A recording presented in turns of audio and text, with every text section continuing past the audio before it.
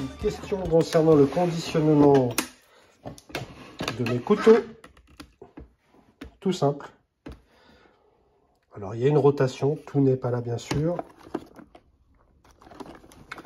Donc, j'en ai beaucoup qui sont dans leurs étuis respectifs. Beaucoup qui sont en vrac. Celui-là, on va bientôt en parler. La collection bois, on va en parler aussi.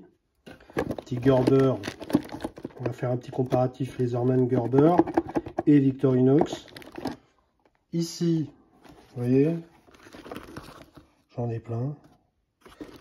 Tac. Dessous là, j'ai tous les 91 mm. Les Alex. Voilà, donc c'est pas un conditionnement très rigoureux. Hein.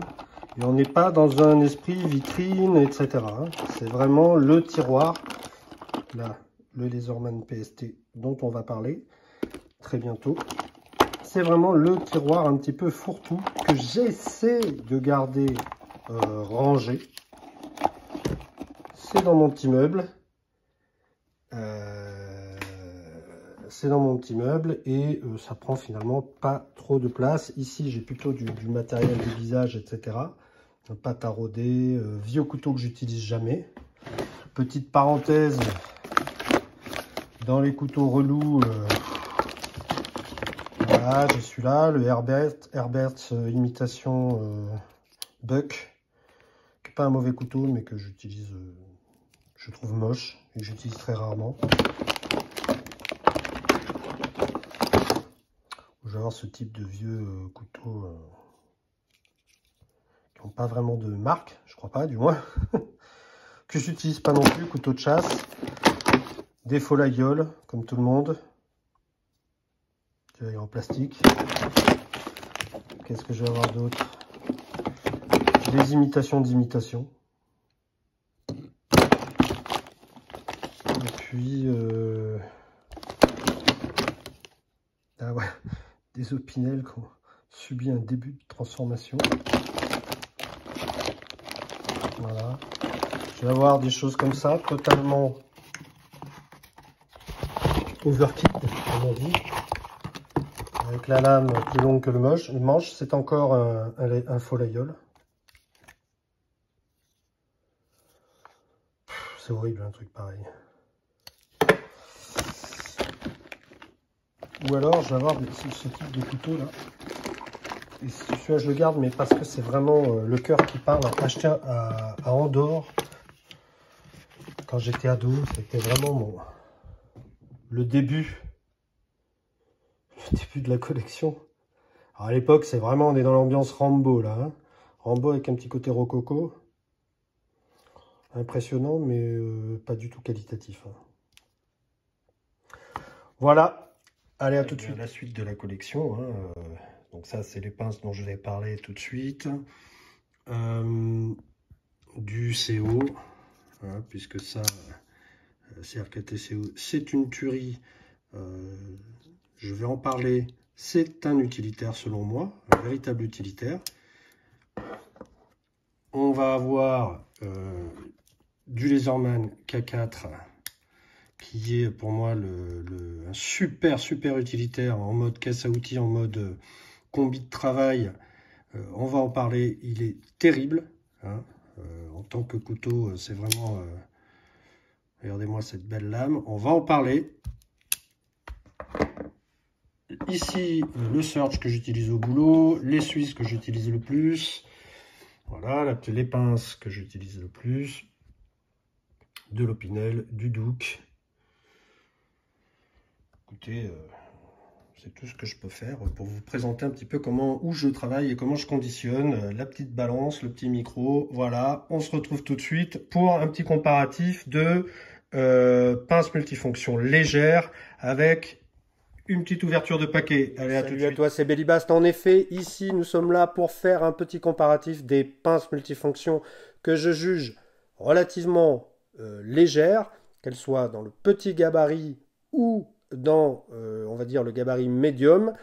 Celles que je vais considérer les plus opportunes pour de l'EDC, c'est-à-dire un usage quotidien dans la poche la plupart du temps, ou dans une petite sacoche à la rigueur, mais qu'on va pouvoir emporter tous les jours sur soi.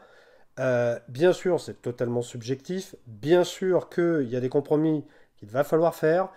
J'ai commandé ici la pince que je juge pour l'instant de façon théorique, puisque je ne l'ai pas encore utilisée. Donc elle fera peut-être l'objet d'un rétex par la suite.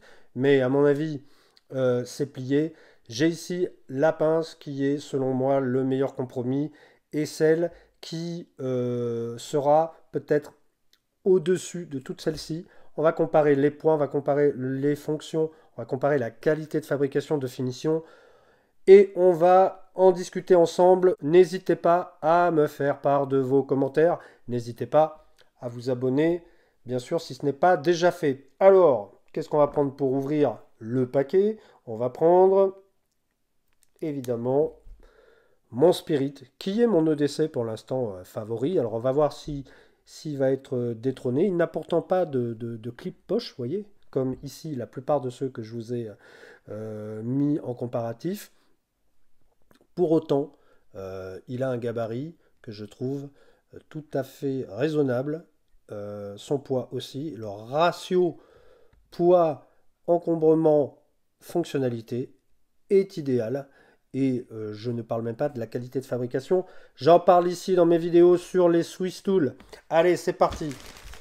On va donc ouvrir ce paquet qui a traversé l'Europe, il me semble. En tout cas, il nous vient, je crois, de l'Italie. Si mes souvenirs sont bons, oui, tout est écrit en italien. Ben oui, c'est ça. Ah non, alors Passione per i cocktail. Alors là, on est sur de l'italien. Et pourtant, le code postal, c'est Amsterdam. Allez savoir. Hop, hop. Allez. On ouvre ça. Toujours aussi excellent, hein, cet ouvre-paquet avec l'angle là. Hein. C'est un espèce de ciseau à bois, vous voyez, avec un petit angle affûté. Génial. J'ai pas trouvé mieux encore pour ouvrir les paquets. Alors, ok, pas de carton, super. Une petite pochette plastique, ok, un conditionnement, on va dire, original. Une belle poche. J'espère que le contenu sera à la hauteur. La poche, on n'a pas la déchirer tellement elle est qualitative, c'est carrément un sachet. Allez, on y arrive. Il s'agit évidemment du SOG. Le SOG, non pas Power Paint ou Power Pint ou Power ce que vous voulez, mais le Power Litre. Le Power Litre qui est une version du Power Pint, on va dire, pour Européens, pour Latins, qui aiment boire du vin, parce que comme vous pouvez le constater, nous avons ici un beau tire-bouchon qui est quand même assez balèze. Donc, on va tout de suite voir si cet objet original est d'une taille pareille qui se positionne superbement entre les mini du type PS4 chez les Orman que j'utilise pas moi parce que j'estime que à ce niveau-là, il vaut mieux avoir un couteau suisse ou au-dessus ce qu'on va avoir. Alors, comment ça s'ouvre ça? Alors, vous voyez ça là? Ce petit truc là, ça va rentrer là-dedans, mais comme dans du beurre, sans du tout abîmer l'objet qui est dedans. C'est que du bonheur, je peux faire le tour sans problème. Tac. Et voilà notre ami, le Power Litre. Alors tout de suite, d'ores et déjà, c'est du SOG. Hein. SOG, je ne suis pas un grand fan de la marque. J'ai le SOG bâton dont j'ai déjà parlé ici, qui a énormément de limites en conception. Ah, voilà, alors ce système d'ouverture. Vous voyez ce petit système d'ouverture par engrenage là? Ça, on sent tout de suite, ça démultiplie en fait. Hein. Prise en main, tout de suite. Alors, faut pas y aller comme un bourrin. Je sens que ça bouge. Il y a un tout petit peu de jeu latéral comme ça, en position ouverte. Vous voyez? Si je prends ici, ils en auront tous un petit peu. Hein, un tout petit peu. Hein. C'est pas non plus. rédhibitoire. Alors, regardez-moi cette pince. Pas mal, pas de ressort. Très smooth à l'ouverture et à la fermeture. Une taille de pince un petit peu plus petite que la Spirit. Mais elle a l'air quand même d'avoir envie de travailler, hein. Cette pince, en termes de taille d'écrou que ça va pouvoir gérer, ça me paraît être la même chose, à peu près. Elle est simplement un peu plus petite. Qu'est-ce que j'ai là? J'ai du Sidekick, on va comparer. Alors c'est plus petit que le Sidekick. Moins long, on va dire. Mais sinon, l'espace pour couper du fil et l'espace réservé aux écrous est sensiblement le même, un poil plus petit. Ok. À quoi puis-je le comparer? On va comparer la pince. Il s'agit du Skeletool. Alors là, c'est une version premium, c'est le CX. Vous n'êtes pas du tout obligé d'en acheter un si cher. Premium, pourquoi? Parce que acier 154 cm sur la lame. Bon, c'est un super petit multitool, hein, mais qui, très honnêtement, manque de fonctionnalité. Enfin, si le tournevis, la lame et le décapsuleur vous suffisent, pas de problème. Après, si vous voulez tout le reste, ça va être compliqué. Donc ici, je compare les pinces. Alors, les pinces des deux, vous voyez, on va être à peu près sur le même gabarit. Vous voyez? La Skeletool est un poil plus robuste et va accepter des écrous un poil plus grands. Par contre, sa surface de coupe au niveau des fils est plus petite que celle du SOG. Ok, donc pour l'instant, au niveau de l'encombrement, il n'y a pas photo, chers amis.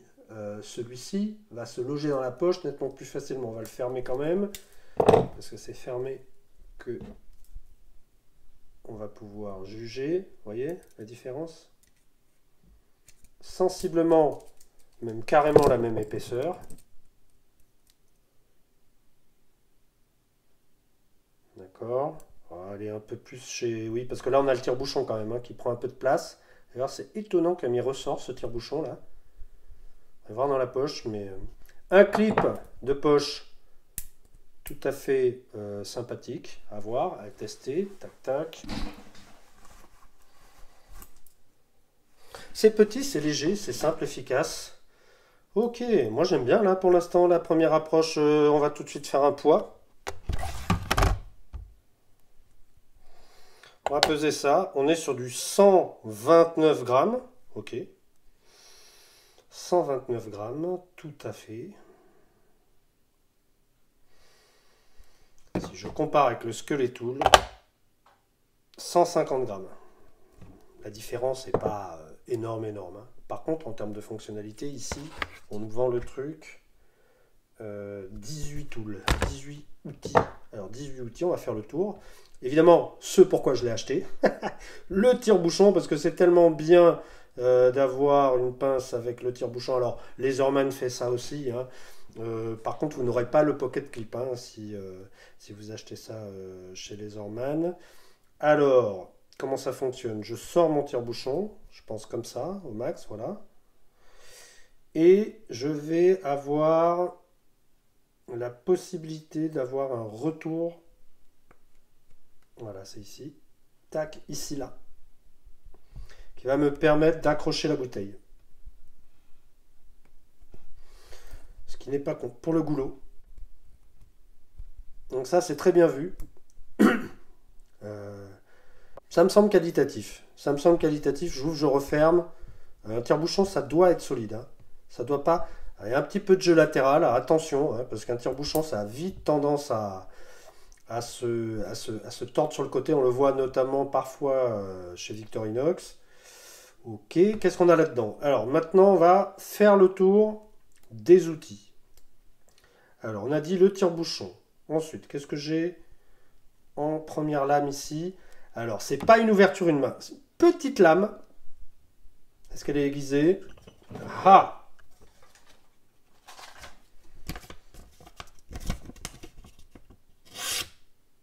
Impeccable. Bon, j'ai rien à dire. Ça coupe. C'est pas... Là, ça a tendance un petit peu à s'arrêter sur la fin, là, donc ça mériterait... Ouais, peut-être la fin est un peu moins... Ça coupe.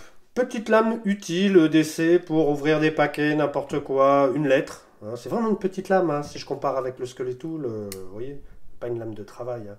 L'épaisseur, c'est moitié moins gros. Vous voyez la différence quand même. Puis celle-là, je l'ouvre à une main. Enfin, on n'est pas sur la même catégorie de prix non plus. Ok, donc je l'ai ouverte. Comment je la referme? Elle est bloquée, parfait. Obligé d'ouvrir pour appuyer sur ce levier là. Vous voyez là. Alors là, petit jeu. Vous l'entendez? Petit jeu. C'est pas super qualitatif, ça reste du SOG. Bon,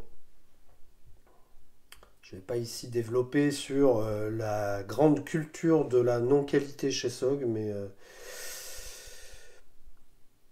c'est pour des tâches légères. Beaucoup plus que le Skeletool. Rien à voir, rien à voir. Je referme. Qu'est-ce que j'ai d'autre? Juste à côté.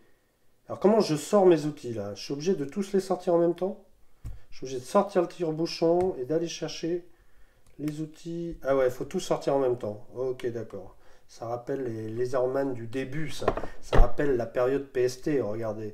PST, alors par contre, rien à voir. La qualité, là, j'ouvre et tout, rien à voir. PST, regardez, hop, je tire ici et j'ai tout qui sort. J'ai mon choix direct. Donc c'est un peu l'idée, c'est que c'est fait exprès en fait de tout sortir pour choisir.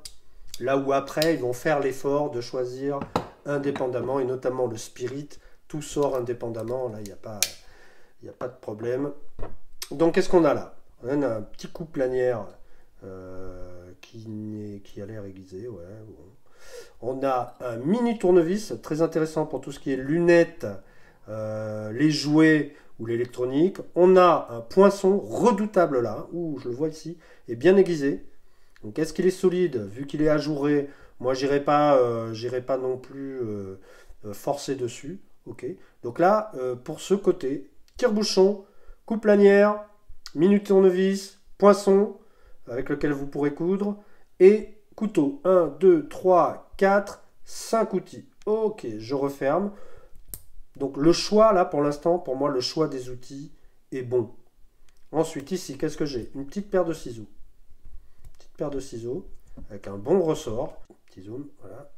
Un petit ressort tige métal. Ok. Ça m'a l'air pas mal du tout.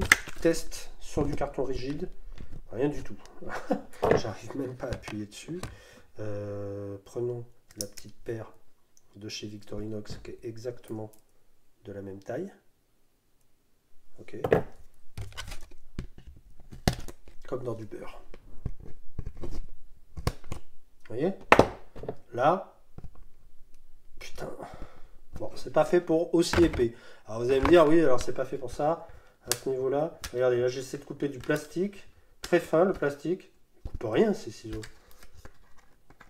Voilà, le plastique est fin là. Hein. Croyez-moi sur parole. Ok, ça ne coupe rien. Voilà, ça ne coupe rien du tout. Qu'est-ce que je peux prendre d'ici là? Est-ce que j'ai un autre exemple? Les vieux ciseaux Laserman, les ciseaux à l'ancienne. Ceux qui ont été changés à l'arrivée du Wave. Alors qui était un espèce de 1, vous voyez? Le truc, hop, l'amener au bout, et là voilà. C'était des grands ciseaux quand même. Hein. Est-ce que ça coupe le plastique? Sans problème. Est-ce que ça coupe le carton? Ah. Ouais, j'ai un peu plus de mal, mais ça coupe. Ok, voilà, la messe est dite. Donc les ciseaux de SOG, fidèles à la tradition SOG, ne sont pas bons. Est-ce qu'ils sont bloquables? Oui. Il faut aller chercher le petit levier en ouvrant la pince. D'accord. Ensuite, qu'est-ce qu'on a? Après les ciseaux, j'aurais pu tout sortir, hein, ça aurait été plus simple. Après les ciseaux, j'ai, waouh, encore un mini tournevis sur un décapsuleur. Non, là, c'est la surenchère du petit tournevis. J'en ai un là-dessus, j'en ai un là-dessus. Ok. Expliquez-moi l'utilité, s'il vous plaît. J'ai pas le... Bon, en tout cas, bah, tu sors le truc, tu sais que tu l'as. Donc ici, est-ce que c'est aiguisé? À peu près. Ces ouvre-boîtes là, est-ce qu'il n'y aurait pas mieux à faire avec ça? Je sais pas. Le petit cruci, quand même, c'est important, le cruci. Donc ça, on va l'utiliser. Ça, on va l'utiliser. Il me paraît bien, positionné. Sachant que, après, on va voir la réelle plus-value de cet outil, comme chez tous les SOG d'ailleurs. On va voir. Ensuite, est-ce que j'ai fait le tour? Ouais, décapsuleur, tournevis, cruci. Ouais, bon. Donc là, on va considérer que j'ai 1, 2, 3. Je compte pas le petit tournevis parce qu'on l'avait tout à l'heure. 1, 2, 3. Les ciseaux, 4, ouais. Ok, 4. Avec le petit rebord pour la bouteille, on va dire 5. Ok. Bon. Quoi dire? Pour l'instant, je suis assez sceptique. On va voir l'usage, parce que je compte bien le mettre dans la poche régulièrement. Je vais avoir l'impression de baisser en gamme par rapport à d'autres outils que je possède. Par contre, vous voyez, si je dois comparer avec le Sidekick, qui est dans la même gamme de prix, il est plus gros. Épaisseur, à peu près pareil. Le poids,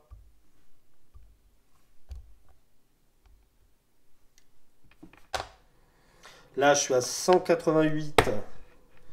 Et je répète que celui-là est à 130 grammes. Évidemment, comparé à mon Spirit qui est à 211, effectivement, il est nettement plus léger. Nettement plus léger. Ici, on a un concurrent de chez Gerber qui est plus gros. Et qui est moins cher, un peu moins cher. C'est le Suspension Next, NXT, qui a une pince à ressort pas trop mal, bien que d'une ouverture, je trouve, au niveau des poignets un peu chelou. Vous voyez le truc que ça fait quand même. Par rapport au Sidekick qui lui aussi a le ressort. Ah si, c'est pareil, à peu près pareil. On va dire que ces deux-là jouent dans la même catégorie. Bon, ça c'est de la merde. Je vous le dis tout de suite, moi, ça là, je vois pas l'intérêt d'acheter la marque Gerber si c'est pour avoir une qualité équivalente à du chinois. Ça, alors, les ciseaux... ouais, pas beaucoup mieux que chez SOG. Si, un peu mieux que chez SOG. Petit ressort, pas aussi solide par contre. Alors ça, c'est pas trop mal parce que c'est Fiskars qui fait ça. Et d'ailleurs, Fiskars, on va en reparler les amis parce que... Comment ça se range ça? C'est dangereux. Ça. Alors, tac. Ensuite, qu'est-ce que j'ai? Il faut préciser que j'ai dû rehuiler le bazar parce que c'était impossible à sortir. Et que là, les petits leviers qui sont pensés un peu de la même façon que chez Victorinox ici, là, ça arrache les doigts, ça. Moi, j'ai les mains froides, je suis dehors, j'utilise pas ça, là. Puis, tendez les bruits, là, une fois sur deux, ça se bloque et tout. Bon. C'est un peu léger, je trouve, hein. Mais bon, c'est bien doté en outils. La petite, on ne connaît pas l'acier, pareil, Gerber et SOG, c'est toujours des aciers un peu seconde zone. Le tournevis est excellent, le Cruci. Globalement, les tournevis sont pas mal.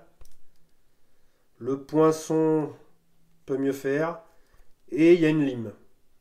Là, j'ai pas ça hein, chez le Power Litre. J'ai la lame, j'ai pas de lime, ouais. J'ai pas de lime. C'est un peu dommage, ouais. J'ai une mini règle. Là, j'ai une mini règle, ici. Voilà. La pince, je trouve que la pince, voilà, là j'appuie à peine, je me sers déjà, je me fais déjà mal. Ici, il faut appuyer plus, croyez-moi sur parole, ça démultiplie bien, hein, les petits écrous là.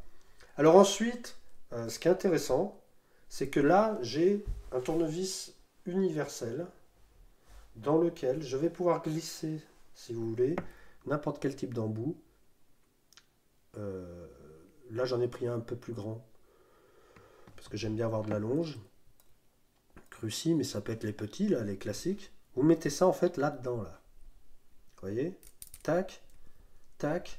Et là, c'est serré. Là, ça bouge plus. Là j'ai un vrai tournevis, là. Ok. Et je peux, en plus, normalement... Tac, tac, tac. Bloquer notre affaire. On va le trouver, le truc. Avec ça. Putain, fallait le trouver. Hein.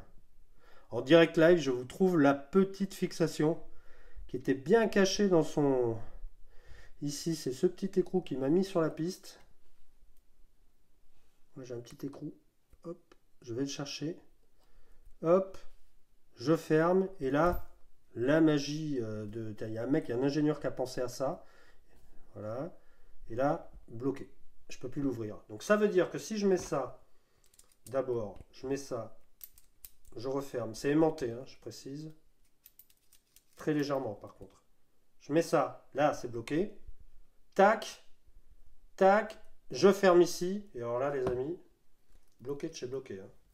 Donc je pense que j'ai un excellent tournevis bien costaud et qui dispose d'une forme. Vous voyez, je pourrais mettre une rallonge ici pour mettre le tournevis. Et là, j'aurai vraiment un tournevis ici, c'est à peu près rond, on va dire. J'aurai un tournevis tout à fait qualitatif.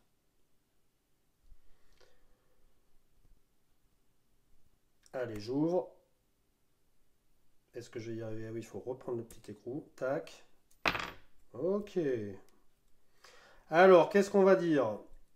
On va dire que oui, c'est un outil extrêmement intéressant, intelligent, de par cette idée d'avoir un démultiplicateur de force ici et là, la place pour mettre n'importe quel embout standard qui vient compléter les tournevis qui sont là-dedans. Donc en termes de pince et en termes de tournevis, je pense que c'est le meilleur de tous ceux que je viens de vous présenter, avec une petite mention spéciale pour le Skeletool qui lui aussi possède un porte-embout. Et ce porte-embout va vous permettre effectivement d'aller vers un certain nombre de soit d'embouts propriétaires, soit d'embouts standards si vous possédez l'adaptateur. Voilà. Donc ensuite, original de par la présence de ce tire-bouchon.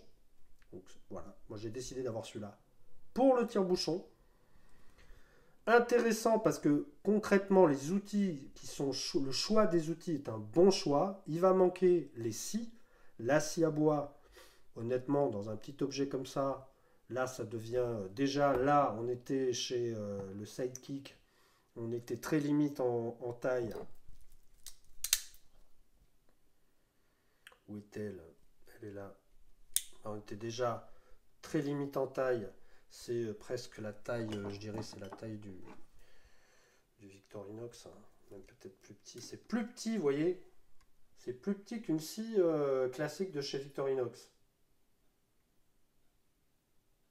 Hein. Donc là, on était limite, donc encore plus petit. Ah, ça me paraît obsolète, les gars. Là, donc un usage relativement urbain. Pas de lime. Donc oubliez la manucure. Oubliez la scie à métaux. Mais un choix d'outil qui me paraît... Alors, est-ce que c'est du plastique, ça? Hein, pas sûr. Hein. Non, ça m'a l'air tout métal. Oubliez donc un certain nombre d'outils indispensables que vous trouverez ailleurs. Là, vous aurez le strict minimum. Mais je pense qu'il est extrêmement... Si je devais en prendre qu'un de cette taille-là, j'irai pas forcément chez les Orman. Je pense que le SOG, là... Ça fait 2 ans qu'il est sorti, ou peut-être un peu plus maintenant. Il n'a pas, voilà, à mon avis, il n'a pas pu bénéficier de l'aura qu'il aurait pu avoir du fait du Covid. Mais je crois très sincèrement que cet outil mérite sa place dans votre poche, puisque c'est tout à fait le but du jeu. Petite lame qui fait peur à personne, que vous sortirez pas d'une main, ne rêvez pas, et que vous ne refermerez pas d'une main. C'est pas l'objet de ce. On peut essayer. J'ai des ongles. Waouh. Ouais, faut vraiment avoir un problème, avoir la main gauche qui est totalement prise. Bon, excellent petit objet. Il ne viendra pas remplacer, je vais en faire le test, mais c'est presque à contre-cœur, puisqu'il ne viendra pas remplacer dans ma poche soit mon Skeletool, soit même celui que je porte actuellement, le plus souvent, mais qui est dans une autre gamme de prix. Non, ça n'est pas le Free. Ça n'est pas le Free. Il ne viendra pas remplacer celui-ci, mais là on est sur du quasiment 3 fois plus cher. Hein. C'est le Charge Plus, dont je vais bientôt faire la revue, et qui est à mon avis dans la gamme Premium et taille moyenne, ce qui se fait de mieux. On peut tout à fait le mettre en poche. À ce niveau-là, on compte plus les grammes parce que c'est vraiment de la super qualité. Un peu cher, donc on a un peu peur de l'abîmer, mais une super lame et un choix d'outils, bah, c'est le Wave en mieux, quoi, tout simplement. Donc voilà, le Gerber suspension, il reste au fond de mon tiroir. Je vais sûrement le donner, celui-là. Et encore, je ne sais pas si c'est un super cadeau, mais je vais sûrement le donner. Voilà, Gerber suspension, pas top du tout. Donc, mention honorable, je dirais, pour ce petit SOG Power Litre. Je te dis à bientôt, je te remercie pour le suivi. À une prochaine, n'hésite pas à liker, n'hésite pas à t'abonner. C'était Bellybast.